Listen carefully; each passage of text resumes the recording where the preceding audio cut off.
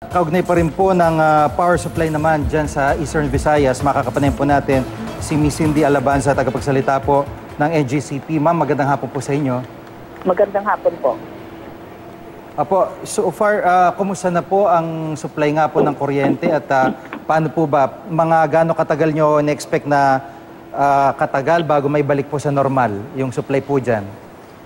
Well, bago po natin maisabalik sa normal po yung supply mismo, kailangan po ang NGCP yung dadaanan, pati na rin po yung mga supplier, yung mga power plants po natin maayos na. So simultaneous naman po ang galaw ng NGCP at ng EDC po na siyang namamahala dun sa mga geothermal plants na nasira po dahilan sa lindol.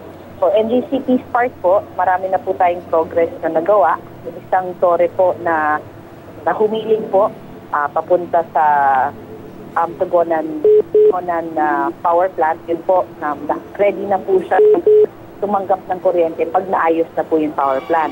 Dito naman po sa kabilang bahagi, dito po sa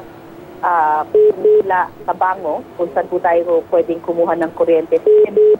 Natapos na rin po natin ang bypass line mula Tabango, papuntang Ormoc din po, para kung ready na po ang Ormoc substation, makakatanggap na po ang Samar, Leyte, Biliran at Bohol ng konting kuryente mula sa Cebu.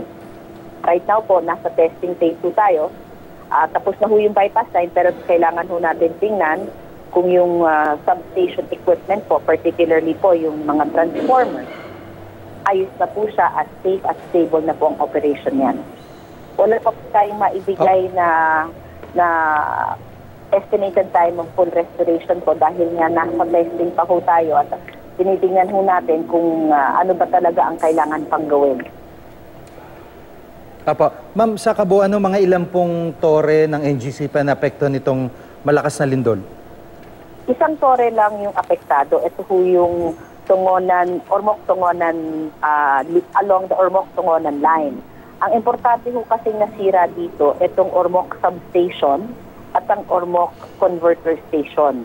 Ang nasasabi ho kasi ang epicenter ng lindol ay 9 na kilometro lang ang layo sa Ormoc City.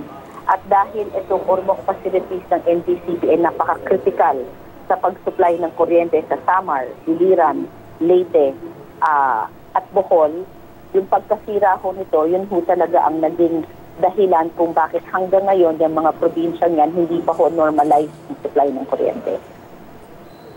Opo, at sa ngayon ho ay kumbaga tuloy-tuloy din yung monitoring nyo sa mga facilities po ng NGCP para matiyak na ready kayo sa oras na maisaayos po yung power plant.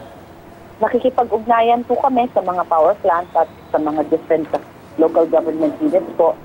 Doon sa aming coordination na yan, tinatiming ho namin yung pagpasok ho ng planta at pagkumpuni ho ng mga facilities ng transmission. Mula ko, nag-umpisa yung lindol, wala akong tigil ang aming mga linemen. Talagang sinusubukang maibalik yung transmission services para rin ho makatanggap na siya ng lahat ng posibleng pagkunan ng kuryente, which includes po ang Cebu at ang mga power plant sa loob ng Leyte, pati na rin kung sakali kung matuloy ho yung pag-energize, pati hanggang sa Luzon pwede ho tayong mag-source. Pero sa ngayon ho, nagdadasal ho kami na magiging matagumpay yung testing ng mga transformer namin sa Ormoc para unti-unti na hong maibalik ang supply sa mga lugar na apektado. Apo, maraming salamat po sa pagkakataon. Si Ma'am Cindy Alabanza, tagapagsalita ng NGCP. Salamat po sa update. Thank you po.